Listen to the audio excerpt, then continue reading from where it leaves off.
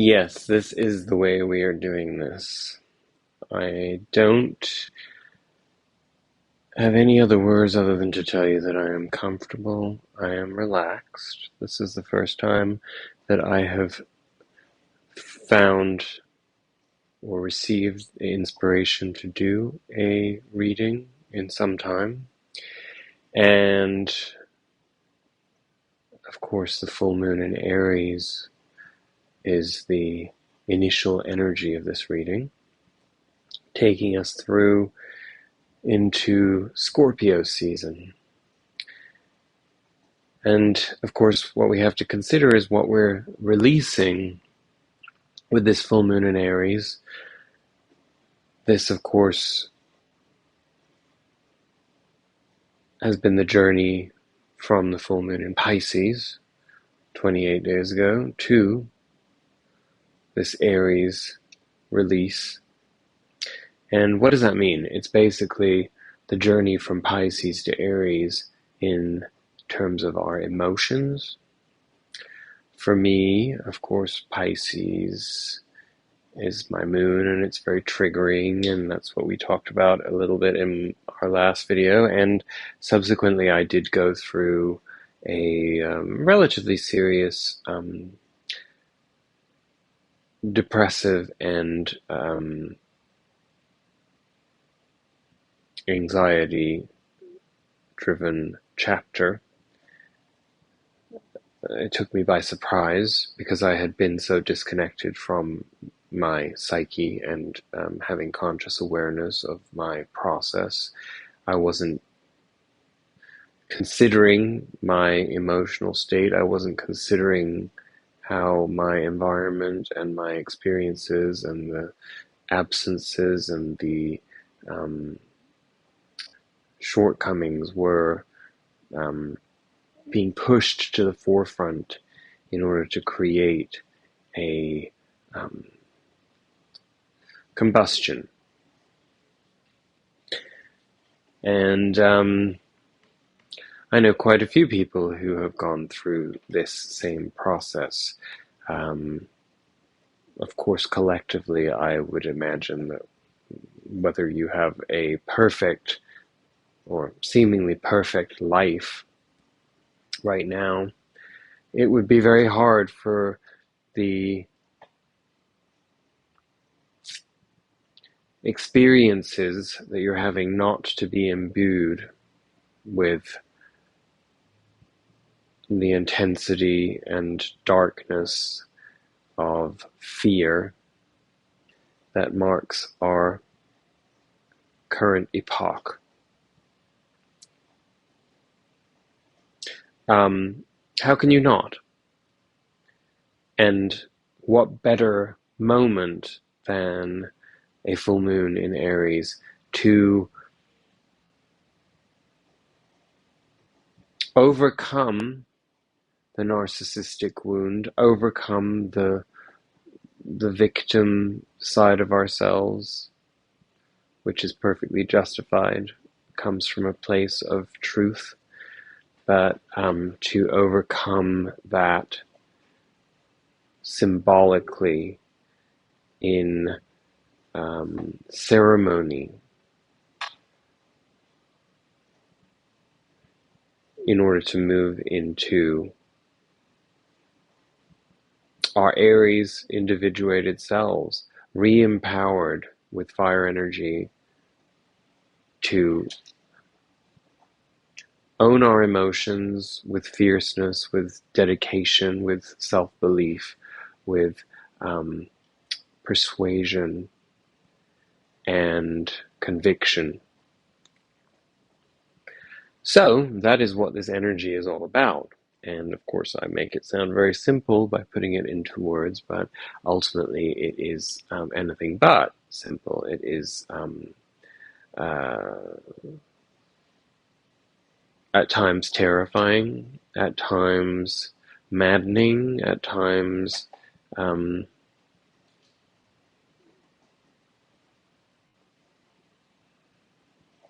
hardening. And all of these levels are at play and have been at play in the weeks subsequent to the moon in Pisces, the full moon in Pisces. And of course, Libra energy, as was the sun sign of this era, is there to help us balance all of this out. So again, it's not that difficult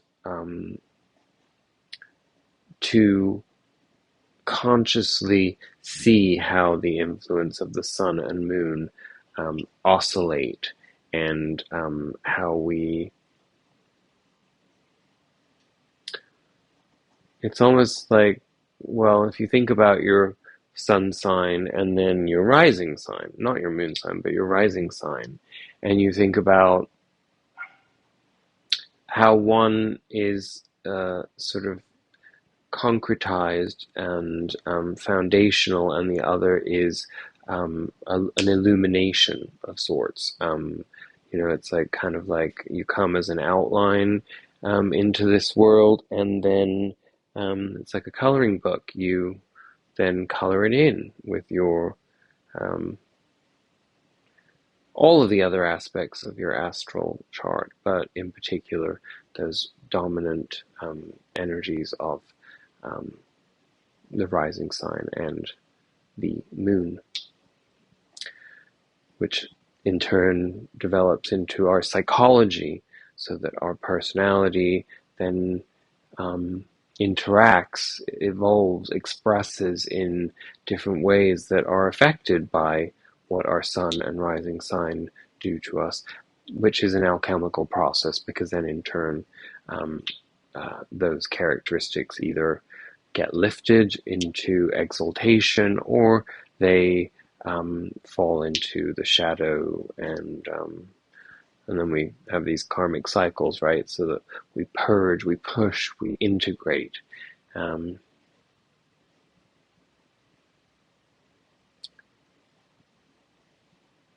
I I hope that I am able to convey some degree of enthusiasm with this. It's difficult for me right now because I really have been very um,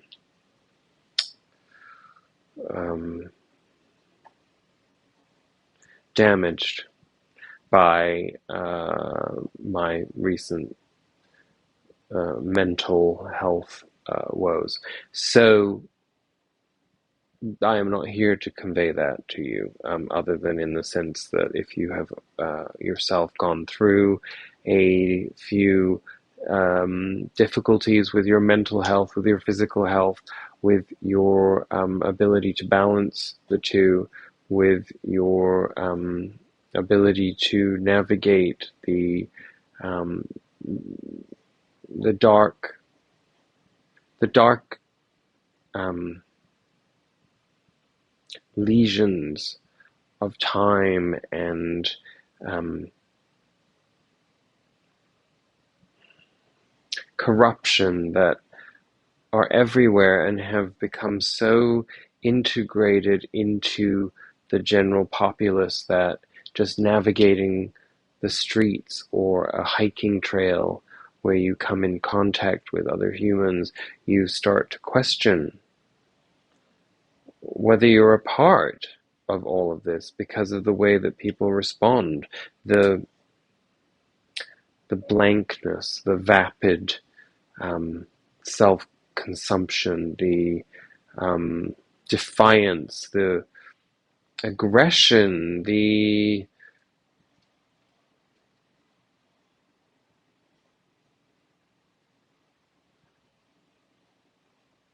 shield that everyone carries now. As if to say that the worst thing that could possibly happen to any of us is to be vulnerable, to be revealed, to be um, truthful, to be in full ownership of our experience, and how that colorizes who we are. Everything about our society currently is designed to do the opposite, to enslave us further and further to a endless consumer identity that, as we can now see, when it is not going so well, and the wheels start to come off the machine, the enslavement becomes to a lower level of comfort. So imagine that on a physical level and how that will just perpetuate. And it seems like it's kind of like what the end goal is at this point, is just to turn us all back into um, serfs, sort of a peasant society. Um,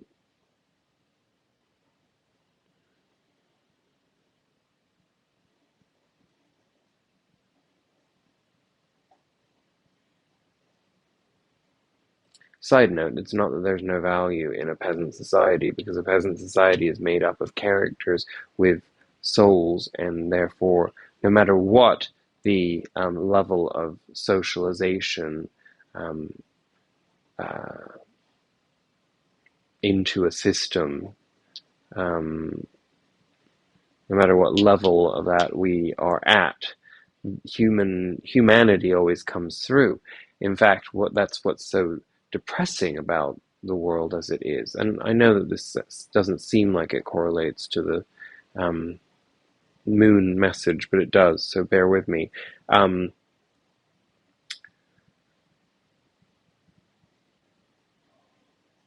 in being so fragmented and so shielded at the same time for fear of breaking free of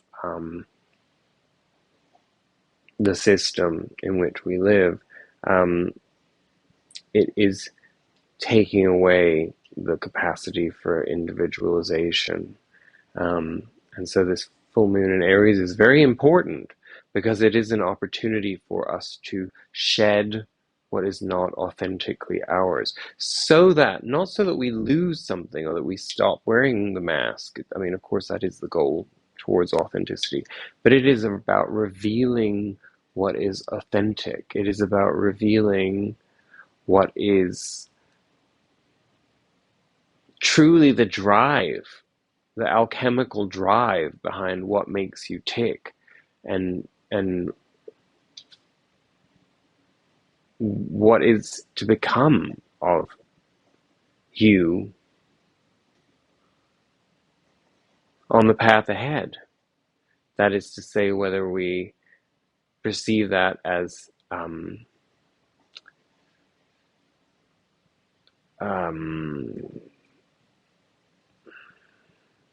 something fearful, or if we perceive it as something that is freeing and that is imbued with beauty and hope. And right now, this energy that we've been in this Libran um, juggling experience, that eventually, as we close out Libra season, comes more and more into a sense of uh, integration and resolution, justice, right? Um, we gotta we've gotta still go through that process for like another, what, 2 weeks almost. We're really at the midpoint, but we are coming into that part where we step outside of the how am I balanced to integrate the outside world, and how is the outside world that I experience balanced to integrate my needs, me. And then now we're moving towards being able to find that fusional view of those two things, so that there is a chariot energy of um, synergy, spiritual synergy. Okay. Beyond that, it's up to you how you find your purpose in this um, Aries moon energy, which of course is very pivotal because then we move into Scorpio season, and we'll get into that probably in another video. But Scorpio, of course, is a different aspect of the emotional. It is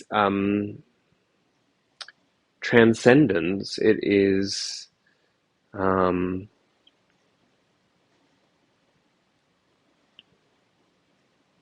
the integration of shadow.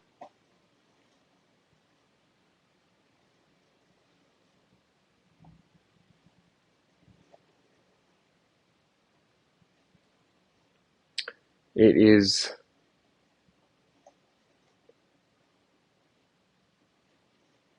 the embrace of the non-physical, the unseeable, the energetic.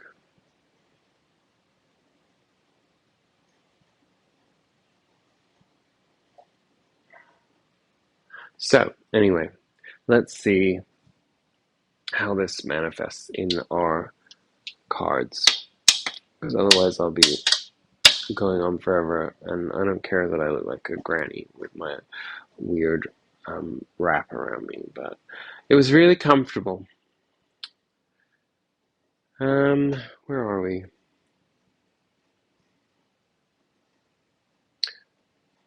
I think we'll just do our tarot, because there's some interesting dynamics to be considered here, and then we do have one white light oracle card. It's just how it comes, and so we're going to go with it. Very adamantly, Spirit wanted us to know that our underlying energy of this time, sorry, you probably can't see a thing, but that's because my cat just unplugged a light.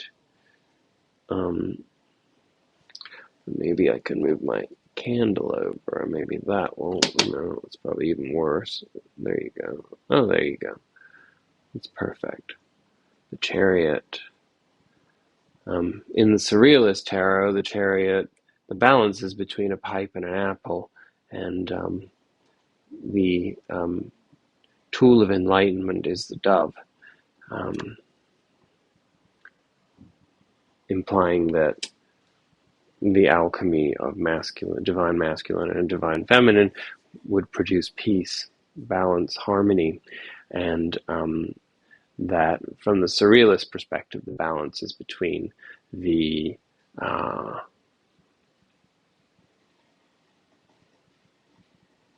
good health and indulgence.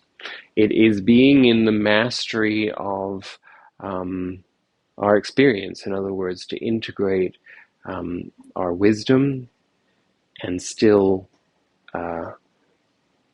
channel the drive and push to move forward. The perfect melding of Venus and Mars. And so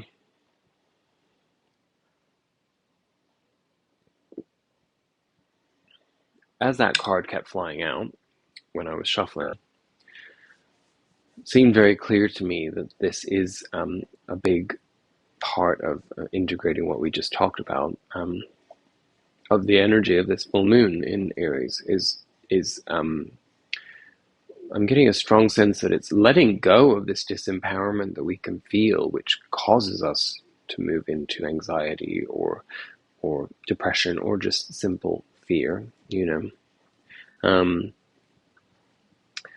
be released from the hold that this has on us, not because we have graduated beyond it or transcended it, but because we realize that it becomes smaller. The more we trust ourselves and the more we have faith in ourselves, the bigger we become and the smaller the fear becomes, because the fear then, um, it isn't a part of our DNA in releasing that. It's a process, so you got to figure out how that process is, what that process is for you, and where that's happening for you. But I think we can collectively agree that because of the immensity of the possibility of destruction and everything just basically falling apart anyway, whether by design or intentionally, or just because we're at a point of, you know, um, falling civilization, which may take hundreds of years. We're just a part of a visible, palpable shift. It may take 5 days. Who knows? Um, you know what I mean? But that is so heavy in the ether that um, we therefore take all of those individual fears that result from trauma, from conditioning, from um, not processing our feelings healthily at any given moment, not by choice, generally, sometimes, but generally, but just simply because we didn't have the tools to do it better. But those things build and they snowball over the course of time. And, that's why most of us, as we get older, we kind of reduce the scope of our lives because we don't want to take chances. We don't want to take chances with our bodies because we know that we're more at risk to um, of injury. You know, that goes for us emotionally too.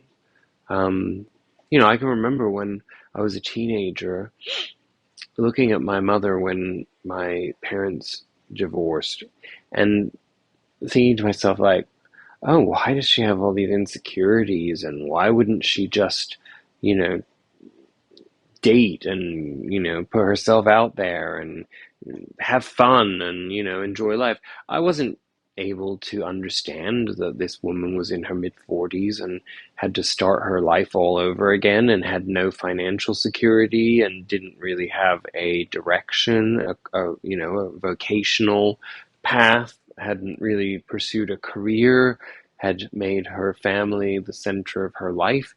And she was in her mid 40s, we're talking like, 20 something years ago now, when,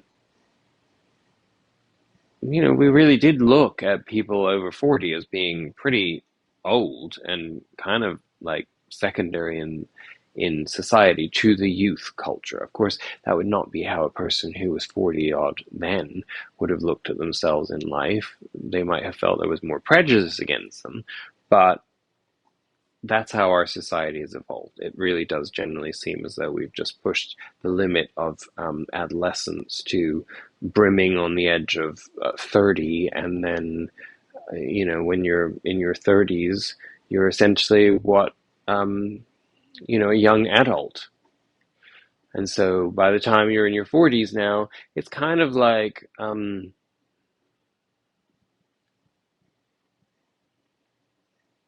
where you want to be cruising along, right? But if you're not, that was the case for my mom at that time, you're not going to feel very self-confident, and you're also going to feel alienated and separate. Anyway, I digress. I'm only talking about this because, those types of fears are programmed. They're not based on reality, because there's examples all the time of people who defy the odds, who defy conditioning, who defy convention, and then we usually celebrate those people. But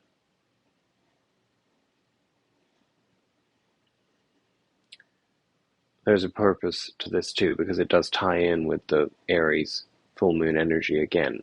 We're talking about how does overcoming fear allow us into our individual Aries identity, um, where we're driven forth. And of course, not forgetting too that um, I don't know why this is coming to me right now, I have no idea, but Mars in Gemini really is what is driving this individuation energy, which means that, we want to get into a zone of curiosity, of exploring duality, but exploring duality knowing that there's a safety to that when who we are is bigger than the fears of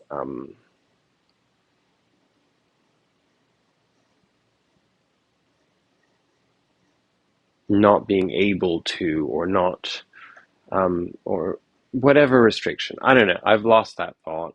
I hope it made sense. I just totally came out of that, and so I'm just moving on. Um, so I'm reading these vertically as being past, present, future, and I'm reading them. No, I meant horizontally, and then I'm reading them vertically as the evolutionary process that present, future force us to integrate, because that's kind of how it came out and how it was kind of explained to me in my Looney Tune mind. So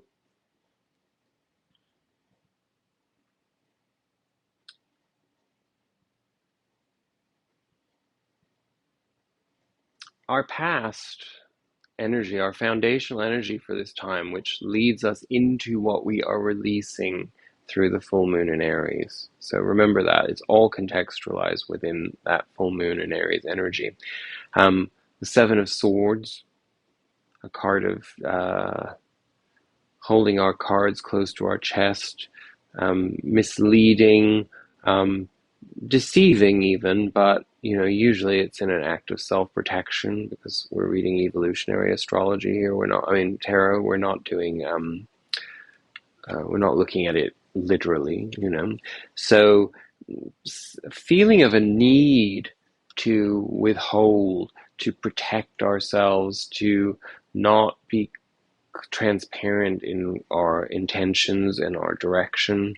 And this caused us to get into a Five of Swords energy where we found that we'd go for short-term victories, where we would feel the need to um, be right,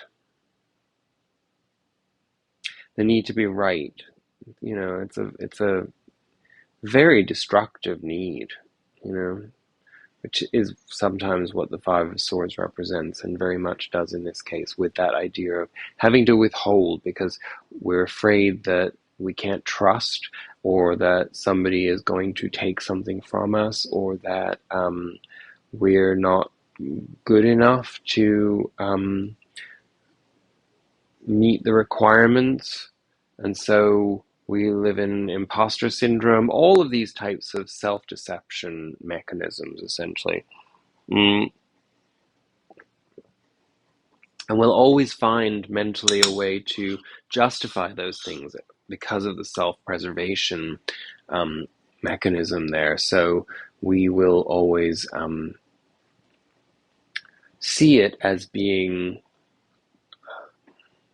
noble when it's not necessarily that it's bad, but it's not, dishonesty in any level, on any level, doesn't um,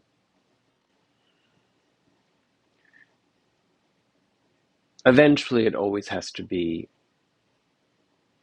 confronted, whether within or in without. So I'm just letting this come out today. I have no idea. Like, I do understand what I'm saying, but I'm also like, I don't know where it's coming from. But anyway, these are the messages. So, this Five of Swords energy, um, it almost like it creates a false language. It makes us think that we are, um, it comes down. It comes down to the space between intuition and paranoia. The difficulty that we find when we go into the egoic space, um, of not being able to differentiate, um, what's guiding us and what's getting in our way. That's self-created.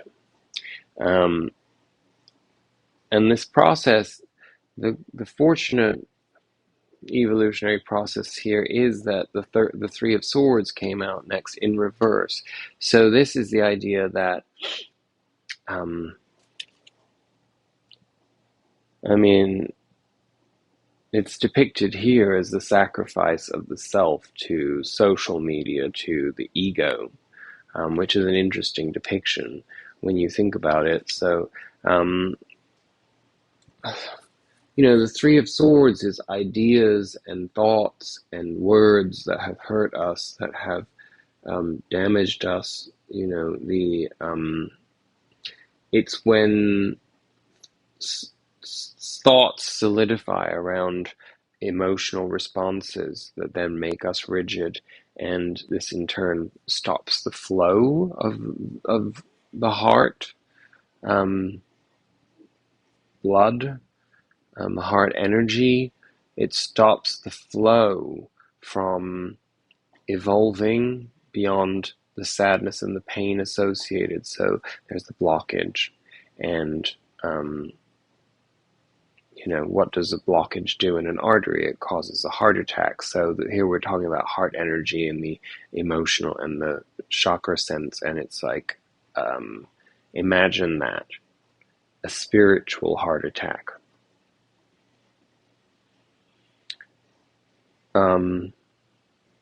But this has happened to be resolved, and it is being resolved because this is the past and it's reversed. So that flip tells a story of where we move to next as a result of that. And remember that this is all with the Chariot underlying, which means that there's a driving force of divine masculine and feminine melding and creating this forward movement. It's about a real process of unraveling and then moving through the mud, cleaning it up, cleaning the water up. It's like purifying it in order for it to reintegrate the one thing that we're all hopeful to find: joy. And joy is in connectivity. Joy is in reconnection. And this is our present energy pivot of this full moon in Aries. And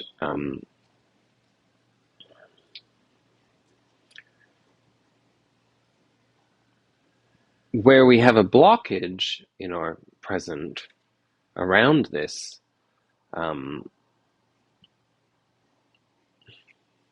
flow of joy, around this way that we do connect with others, how we build community or fall short of it, is that we get so stuck in this Four of Pentacles energy. This Four of Pentacles energy that represents our fear of not having enough, our fear of missing out, our fear of losing what we have. So we don't focus beyond a bigger idea of what we have, a bigger idea of what we're experiencing. We think that that's the biggest that it is, or as big as it's going to get at this time, this stage. That may even have become something definitive to you that you feel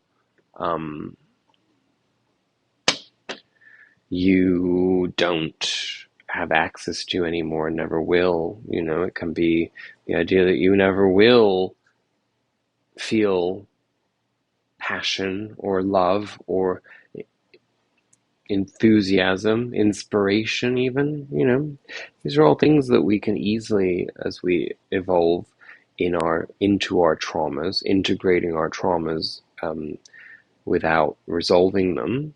And that's how we become the Four of Pentacles, the miser, the limited thinking, the restrictiveness, the self-constricted person. It's our emotions that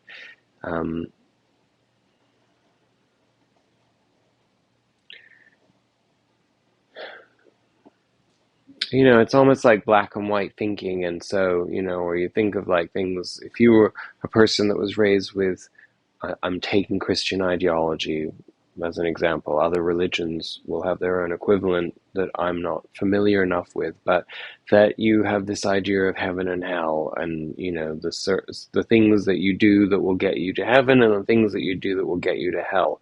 Well, that type of thinking within itself is a Four of Pentacles energy. It's a limitation. It robs you of your not only your idea of free will, but it puts restrictions on your free will in a punitive way. And beyond that, it robs you of the opportunity to go through the evolutionary process of the soul through the human experience. Because eventually the goal is to discover that God is within, as above, so below. And so therefore we are the embodiment of Christ consciousness or God consciousness, whatever you want to call it, that revolves around a set of values based on love and kindness and compassion and sacrifice and discipline and the things that you must have in order to maintain access to joy. And I don't know, I gotta learn all of that myself, because I know it's a lot of different stuff to integrate and remember all the time when you're just trying to get by. And but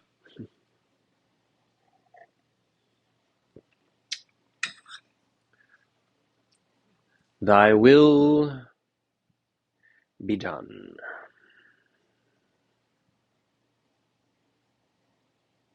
I can no longer hide, I can no longer run, no longer can I resist the guiding light. It gives me the power to keep up the fight.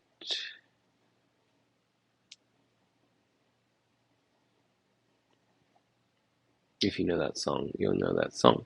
But if you don't, it was by Prince, and it was a song called Love Thy Will Be Done. And it was sung commercially by Martika in the early 90s. And it is a beautiful song. And out of this process, because these are all interwoven, so that Chariot energy takes us out of that Five of Swords energy that we reverse, and we flip the script, and the Three of Swords energy, because of course we move out of the Five of Swords into the Three of Swords reverse through the Chariot energy into the Three of Cups, a capacity to understand joy, and then subsequently we then find how we want to limit that joy. It's like, it's an adolescent or childlike concept that I can relate to if I think back to always being in the fear of loss, the fear of not being able to hold on to something. And that, I remember my early awakening to crushing, romantic love, puppy love, and that I was so anxious about it because all I could focus on was the idea that it wasn't accessible, or that I wouldn't be able to keep it, or that, it overwhelmed me and I didn't understand it, and it felt good, but it was also, deeply isolating and alienating, and that's my core. It was one of my core traumas. Is that that's how I lived out that part of myself, and endlessly sacrificing myself in order to, because I thought that was the only way that I would be worthy of love. And God knows I still have no idea how I'm worthy of love. That is a whole other story. Again, very topical for me because this mental breakdown has been about that in many different ways. The constant negative self-talk that just is up here because I don't feel, because I'm still seeking validation outside of myself, and um, so often does my expectation fall upon um, disappointment. Um, and I mean, if I wanted to make a martyr of myself, I'd certainly have just reason to do so with the types of people that I've had to encounter and the types of experiences that I've had to have. But it serves no purpose, right?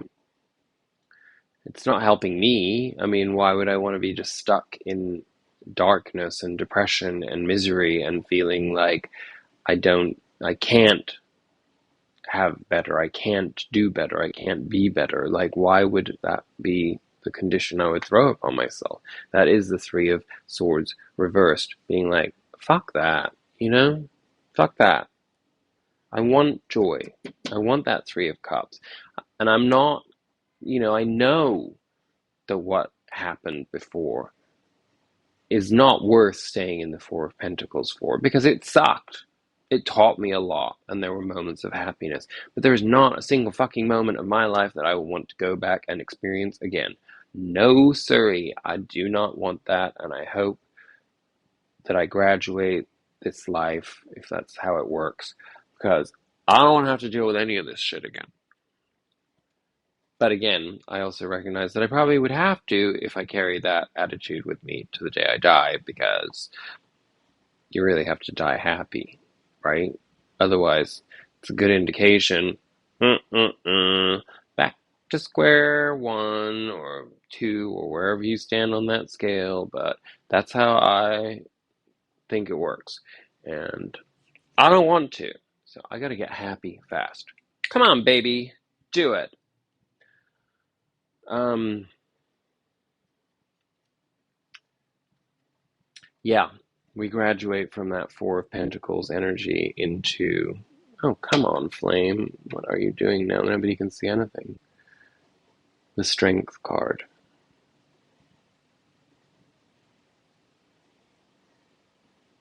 There's something kind of a little spooky about the way I'm doing this and the lights, so I hope, I'm always going to do it this way. I want to be obscured. I am in a very low self-esteem moment of my life, and the last thing I want to do is like have a camera on me that shows all my pores, but I also want to be on camera because that's how I like this vibe to be, as if we're actually sitting face to face having a conversation. So just know that if you were here with me in person, I'd force you to put Vaseline on your eyelids so that I look like this. Um, I'm kidding. It's funny to me. Um, or not so much, actually. Because I really don't want to feel that way anymore. Again, full moon in Aries. These are the declarations. I don't want to feel that way anymore. I don't want to feel that way anymore. I don't want to feel like I'm not enough. I don't want to feel like I'm affected by the idea that other people think they're better, or that there's a culture or a society or a set of rules or a hierarchy that puts me at a level of lesser importance. I don't want to feel that. And that is a full moon in Aries declaration. I don't want to feel like because I am not spending as much time in the gym that that means that I'm less lovable. I don't want to feel, I would love to be able to think that it's possible for me to sit with fat rolls and that somebody would love me for that.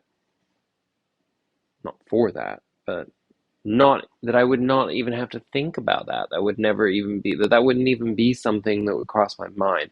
Of course, those answers are within me. Nobody else is going to make me feel that way. I mean, somebody might respond to me that way, but I'm going to still feel like I can't show my fat rolls. And trust me, they're not really that bad, but still, I have problems. We all know that.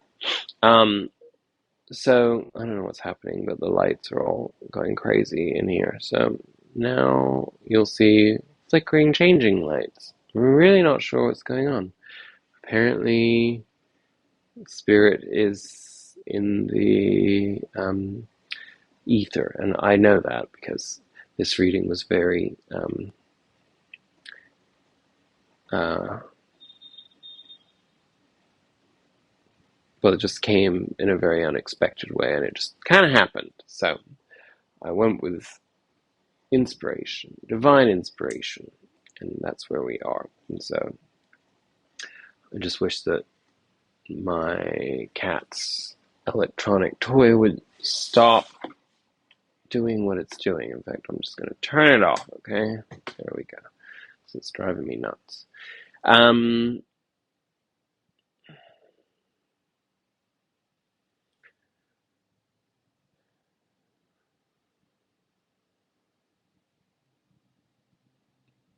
so the Strength card, sorry, coming out of that Four of Pentacles is the indication that in letting go of that safety valve, that safety belt, that whatever keeps us safe and secure in what we've known, and whether that's good or bad, it's just like that's where we're staying because we can only imagine it's going to get worse from here, blah, blah, blah. Well, that goes, and that's where we rediscover our strength. That's where we actually discover that we've been holding ourselves back and that things actually can get better, that there is way better out there, that there is a different path for us, that there is not so much a different path. I got the correction, thank you. That how we walk upon the path in the strength energy changes the way that we experience what we have and what we know or have known until now. It's a change in attitude. It's a fundamental change in attitude. It's a fundamental inner revolution, really, in how we think of ourselves. And that is to say that if you have lived in psychological or spiritual poverty consciousness, then you have reached a point where there is no way to survive in that energy. So it is no longer a choice. It is a vision quest at this point to transcend that keeps you feeling small, ill, unhappy, joyless, insecure, trapped. This is a time to set that intention clearly, loudly, and proudly. I will no longer allow myself to be restricted by the beliefs and the conditioning that I have received up until this point that hinders my growth and my higher purpose, which means that depression, well, a clinical truth and reality, anxiety, a clinical truth and reality for those of us, all of us really, I mean, who doesn't? have these issues in some way, shape, or form. It's just harder for some people to navigate it than others. It's more pronounced for some people than others, depending on the level of the trauma or the subsequent other positive experiences that we might have had in our formative years that would have allowed us to perhaps better transcend those traumas. But I digress again a little bit. When what we really want to focus on is that intention with this full moon in Aries. So letting go of the negative self-talk, letting go, reinventing ourselves is really what it comes down to. Can you give yourself the permission to just hit the reset button on all the things that you don't like about yourself or that you perceive that other people won't like about you, and just literally say, you know what? I felt so bad. I have felt so sad. I have felt so broken. I have felt so empty. I have felt so unloved. I have felt so unappreciated, invalidated, that I cannot tolerate that level of self-loathing, that level of disrespect for the very beauty of the essence of life that was given to me. The disrespect that I have allowed to exist within myself by not saying no to those things sooner. And, when you're at rock bottom, it can be a really slow climb back up, but it is the trajectory. So, remember that Spirit is giving us, whether it be light, that strength. So meditate on that for a minute there. The strength card. What does that mean to you? What is strength? What is strength for when you need to overcome something that's caused you great harm?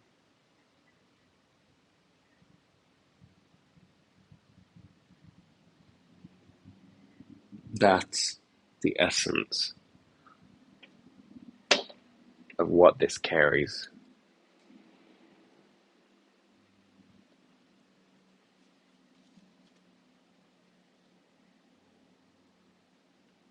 Then we move into our near future and future energies, and we have the Hanged Man. I know, my light's so stupid. I have no idea how this has happened.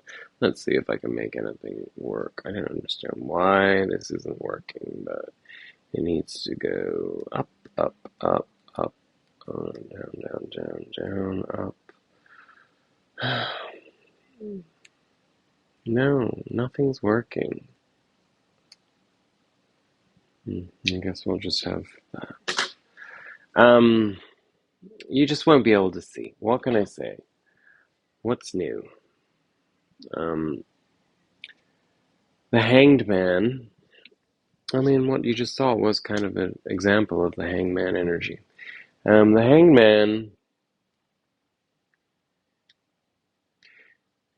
is a voluntary pause to integrate, which may be a little bit of an idea of, like, let's face it, like when you come into that empowerment and you let go of all of that self-destructiveness and that negative self-talk and those dark emotions within, and you just say, no, it's going to take some time for me to work through all of this stuff, but I'm not going there anymore. I'm not going to stay there anymore.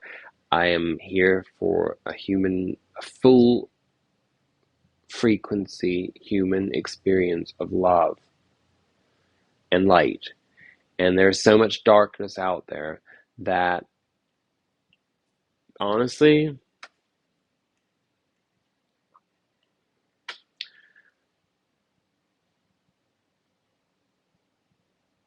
you have nothing to lose. we have nothing to lose.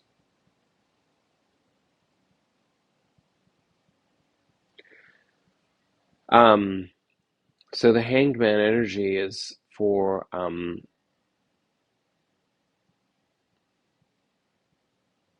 integration. So that's where we're going to be. We're going to be integrating that Hanged Man energy, and I just needed that clarifier. Four of Swords, exactly. So Four of Swords, again, sorry that you won't be able to see any of the cards. Four of Swords is a voluntary period of rest and healing. It is when we have been going too hard with something, something has gone haywire as a result, we're neglecting aspects of ourselves that we shouldn't be neglecting, or of our lives or life in general, and we're in out of balance, out of alignment, and we know it. And that strength has pushed us through from all those restrictions. But then there's a moment where it's like, oh, I just have to heal. I just have to start finding sources of inspiration, guides, people that can help, people that can guide us, find people that are actually hearing you, people that are actually willing to see you, people that want to lift you up, people that believe in you. And that starts with you. So that Four of Swords, Hanged Man, time out, I got to take care of myself, that's you. But eventually it will manifest externally. You know, I've just started going back to a therapist that I haven't seen in like over a decade, who is a really brilliant, caring, warm individual who is really specialized in exactly the types of issues that I encounter. And for whatever reason, the last decade, I have put myself through the mill of distraction, of all kinds of self-destructive chapters of my life, and of course they're all divinely purposeful, and I wouldn't have had it any other way, because it's exactly what I needed in order to end up where I am. And even if I die tomorrow, I I know the journey has not been in vain. Let's put it that way. Um, but the journey is highly unlikely to end tomorrow, so that's why we have to keep on with this reading, right? So, um, I'm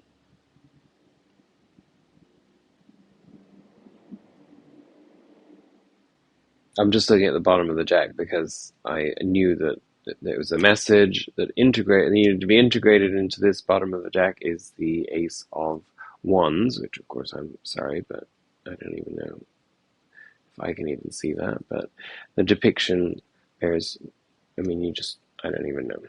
It's like I wish I could go like that and something would show up, but it won't even focus. Like if I go in like that, like it just is ridiculous because I have no control of the lights from where I am. So, but the Ace of Wands being there is that, we have to refine that spark. You've had the strength, you've taken this risk of re-emboldening yourself and stopping like the self-destructiveness and, like cutting off the source to the depression valve, you know. Again, be kind with yourself because you can cut off the pressure from the depression valve, but that doesn't mean that the depression just disappears. Then you have to like get better. That is what the Four of Swords and the Hangman energy is. We go through a shock or some kind of pivot. Of course, we have to recover. If you just kept going, you're probably going to repeat negative cycles again because you won't have the time to follow the path. So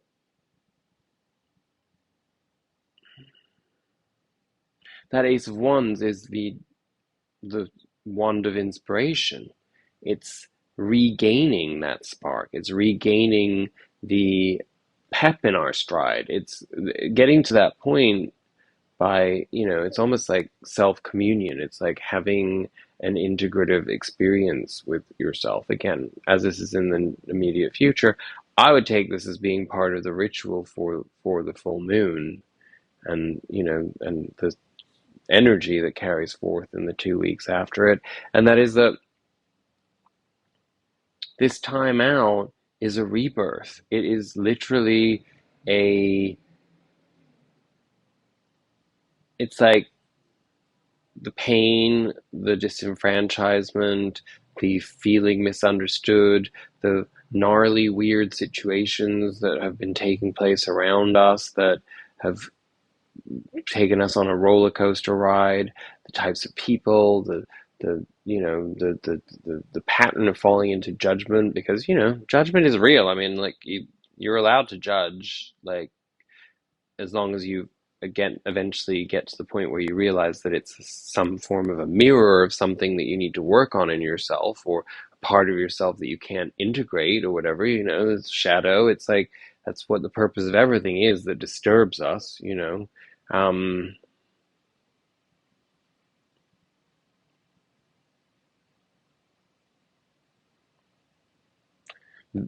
it clears a space for the inspiration to come back in.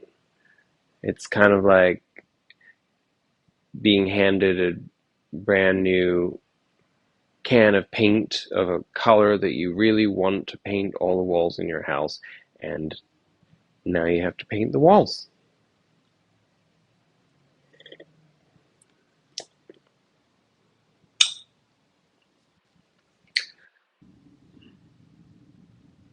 This leads us to the lovers. Again, I'm just holding it up because it's kind of out of courtesy, even though you can't even see the card. Mm, Trust me, it's the lovers. Six. I need a clarifier. Because, I mean, the lovers here, of course, the lovers is where the inspiration takes us. It's a creation of choice. It's where we find ourselves back in that flow where we feel that the things that we have in our life are a choice. There is joy in them. There is investment. There is um, faith. That's why it's called the lovers, and that's why it can sometimes, from a mundane perspective, indicate romance or that kind of connection with another person. But this is evolutionary tarot, so I won't be going down that road unless it's really something that you want. Then that's up to you to manifest it. And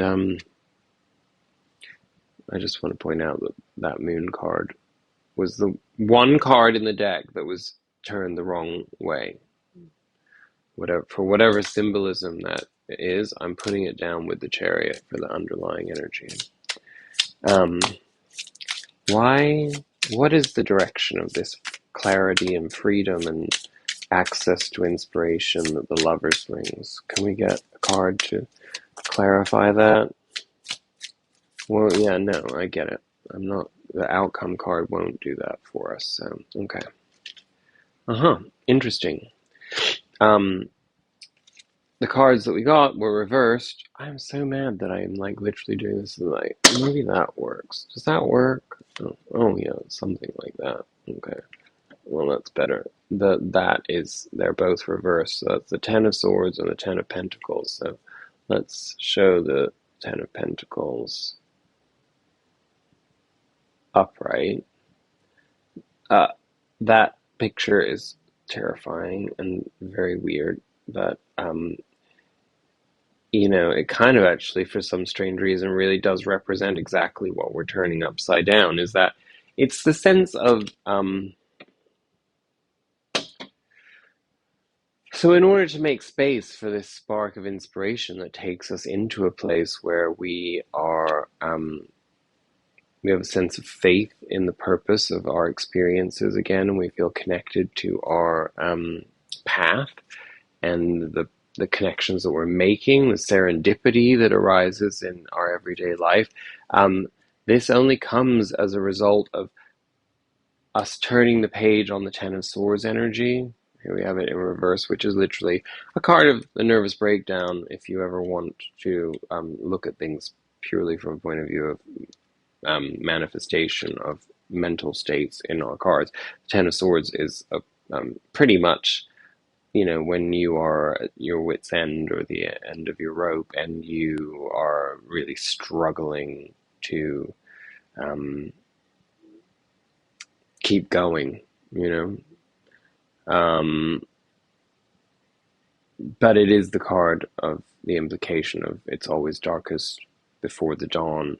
So the dawn is always on the horizon in that card, and with that comes the possibility of endless renewal. And part of the consequence of that too is that in order to make room for that new chapter in our lives, we have to also reverse the Ten of Pentacles, because the Ten of Pentacles is a path of it's the point of fulfillment on a karmic path.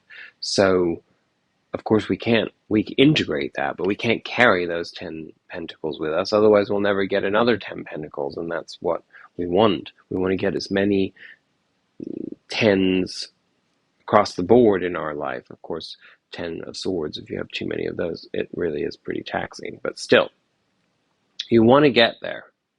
You want those completions, because the completions are what offer the opportunity for renewal. Again, very much the energy of this full moon in Aries. And we end with the Hermit card. I'm having such a hard time with this. I'm like ridiculous there. How's that? Does that help at all? The Hermit. I'm really showing you the energy of the card because the depictions are kind of weird.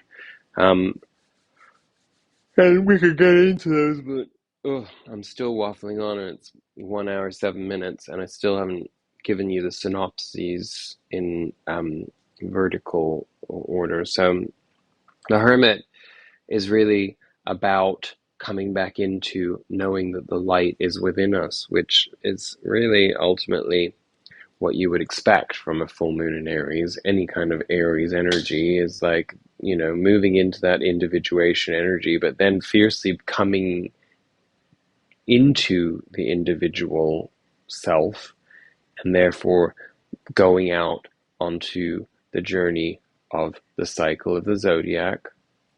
Aries is the first sign of the zodiac, and it's fire, so it's that drive to then build something new.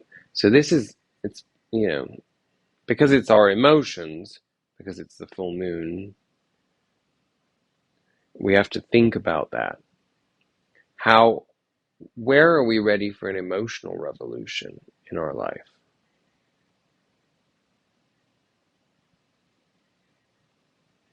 What have we been so afraid of that we've stopped ourselves from accessing within ourselves? And, to put those things in context, these vertical cards, I'll just go verbally with you. We have in the first column the Seven of Swords, the Three of Cups, and the Hanged Man. So here the idea is that what we hide from, we've associated with a sense of false joy. In other words, we feel that we have to hide something of ourselves, our authentic selves, in order to have access to community and joy. Makes sense, right? That would be that kind of low self-esteem, self-loathing, any kind of rejection of the self, that is how a lot of people function in society. Obviously, we look at the extreme of that in the mainstreaming of social media and how young people are just devastated by their inability to regulate self-esteem with that constant need for validation. So again, this another thing that leads to that hangman energy, that voluntary suspension. It's a resolution of that. It's figuring out what that is, what that authenticity, that lack, where that lack of authenticity is, and where we need to, radically release ourselves from that with intention. And believe it or not, if you set the intention, you're bound to make at least some progress, right? Um, then we have Five of Swords, Four of Pentacles, and the Lovers. So here we have the idea of like the false pride, and how that is ultimately what keeps us committed to our small-mindedness. Our this is, I've got the Four of Pentacles. I'm just going to stick to this because this is all I can. It's like I don't want to advocate for gambling, but it's the idea that, no risk, no glory. You can't gain anything unless you are willing to lose what you have. And that's not so much about losing as it is willing to sacrifice, willing to have the faith that there is something better for you, that you can have those experiences that you want to have, that you can transcend the emotions that hold you back, the conditioning that holds you back, that you can reconnect to joy and to love, ultimately.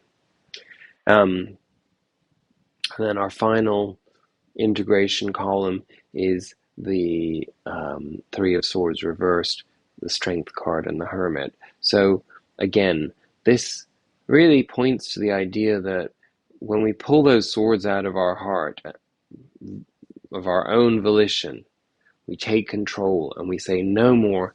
This is enough of the hurt and the pain. Yes, this happened. This is real. This is real. And I did not deserve this. But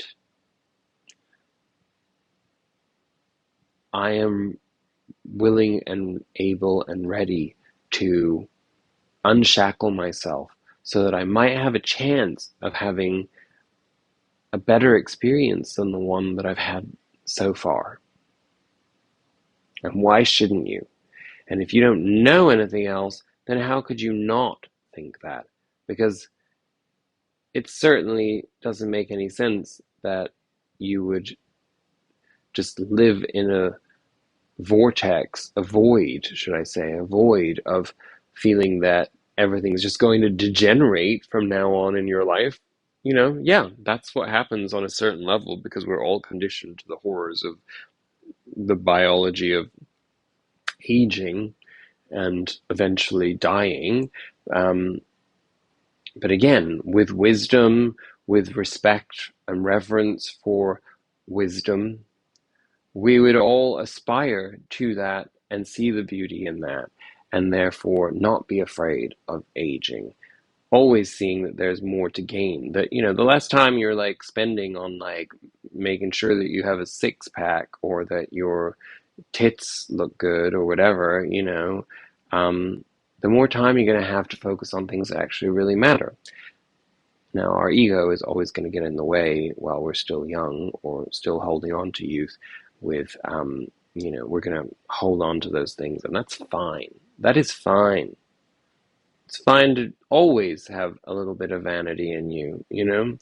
But if it's getting in the way of you having a better experience of life, because you're too consumed by the idea that you don't measure up to somebody else, or it's like these are the impossible thoughts that we take on when we're adolescents, right? And our magical thinking, our deep will, to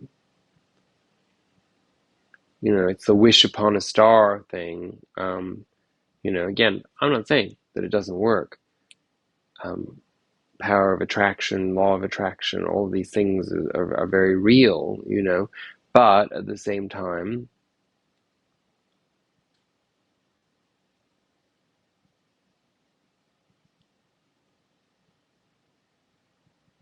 you can't lose something that isn't yours.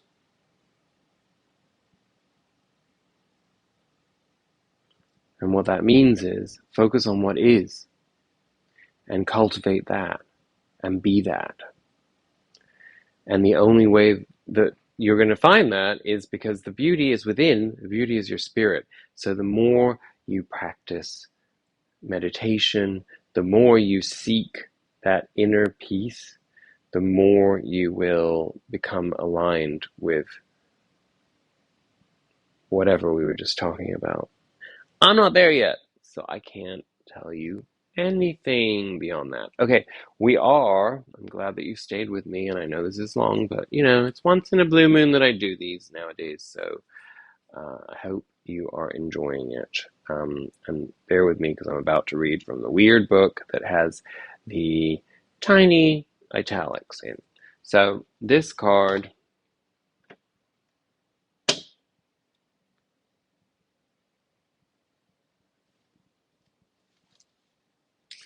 is Devara Patra. I've not read this, so here we go. I need light. Out of confusion, a clear and progressive pathway is opening up for you. It is an auspicious time to give generously of yourself to others, enriching the quality of your connections, expressing spiritual blessings of goodwill and encouragement from your heart. A powerful blessing is entering your world. A prayer is now being answered in a beautiful way. Spirit gives freely and generously of all good things, and the task of humanity is to learn how to receive. The key to receiving is an open, surrendered, generous, and trusting heart. It's so perfect for this reading. Thank you, Spirit. The Holy Grail is the sacred chalice. It is a powerful, living, regenerative, and deeply healing symbol of hope and blessing. It will interact with each soul in its own way. For your soul, that may involve a recognition that the light is always seeking you, the hermit, wanting to fill and heal and bless and protect you, to initiate you into awareness of the realms of light, beauty, and divine presence. It may remind your heart to receive that you are capable of being a channel for goodness, grace, abundance, and pure light. It may be recognized as a sign of a future blessing, of something truly desired finally coming to pass. The sacred grail is hope. It is blessing. It is both a portent of fulfillment and the inner means by which we connect with the loving language of light and truly receive. In Sanskrit, patra means goblet or vessel. It is not only an object, but can be a teaching or even a sublime teacher or heavenly being within whom we can dwell. It is that which holds us in a loving way, our soft place to fall. In learning how to receive, we also learn how to be received, how to be fully beheld, which is an expression of unconditional love. When we experience being so loved, we learn how to love in such a way too. This is all a recap of our entire reading. It's pretty insane. The sacred chalice reminds us of our potential to hold, but also of the generosity of the universe in providing for us so we too can be held and receive all we need. Dvara in Sanskrit is Sanskrit for pathway, an opening or portal, a doorway, or even a means or method. The oracle of Devara Patra indicates the way for your deepest fulfillment is via the receptive faculty of the sacred feminine. The feminine way is organic, creative, responsive, spontaneous, and effective. It is not constrained by our human perception of what is or is not possible. To honor and empower the sacred feminine genius in our lives requires a considerable shift away from mainstream conditioning into spiritual surrender. Allowing her method rather than blocking her loving creativity in our lives entails the movement from head to heart. That means you will not necessarily understand how a situation will work out. Yet you will feel inner guidance to proceed in a particular way. Your inner guidance will often seem to disregard the otherwise convincing realities of our outer world. That inner wisdom has allegiance to a deeper truth than appearances can convey. You may wonder at times if you are crazy to follow an internal guidance system so at odds with the way the majority of people move about in this world. Yet you will know in the depths of your being that your inner guidance is true and wise. As you invert your priorities from ego to soul, you'll invert your locus of will. No, wait, what am I saying? You'll invert your I'll read that again. As you invert your priorities from ego to soul, you'll invert your locus of orientation from head to heart, from outer to inner reality. Oh my God, this is so crazy. It's just exactly the story here. And that is what the Hermit means as the ending. So it's the perfect clarifier for that. You will trust what your heart knows, whether or not it makes sense to your logical mind, or to anyone else's for that matter. This oracle foretells a happy, heartfelt manifestation, a true blessing coming to life. Healing process. Connect consciously with your body in this moment by placing a hand at your heart and feeling yourself breathing. Imagine, visualize, feel, or intend that you have spiritual wings of light that open from the depths of your soul. Then, as they wrap around the earth and her creatures with love and light for protection and for suffering of... Oh my God, I can't read. Sorry, I'm going to read that again.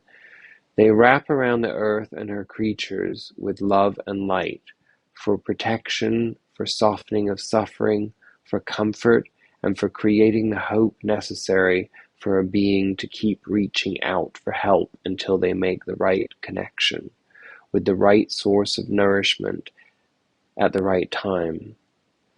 That connection will activate a healing trip switch, which will allow them to break the grip of past pain and enter into present time aliveness with more happiness and freedom than ever before. Just be in the goodness of grace and light. Let it nourish you as you give. Perhaps you become more aware that as you stretch your spiritual wings to offer more, you spontaneously and naturally receive more, empowering your intention to share with the capacity to do so. The more you want to hold, the more you must grow in your capacity to be spiritually held.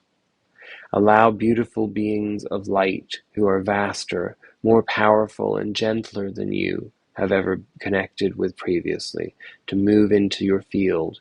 They are pure and of the light. They hold you as you hold yourself, your loved ones, our planet. Relax in this state of being held and holding. Perhaps you begin to feel the blending of the two states until there is no division, just a field of loving holding in which you immerse yourself. Rest here for however long feels good. When you are ready, ground yourself back in the present moment with movement and hydration. You have completed your healing process.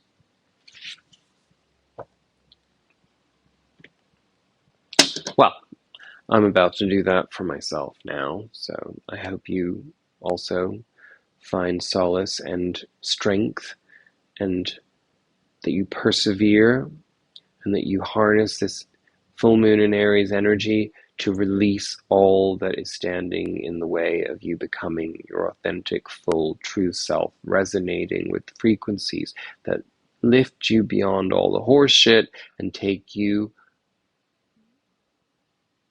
to find your bliss and peace, of course. So on that note, I wish you an amazing lunar cycle from this full moon on. I will see you again soon when Spirit decides to come to me again. In the meantime, I got some healing to do.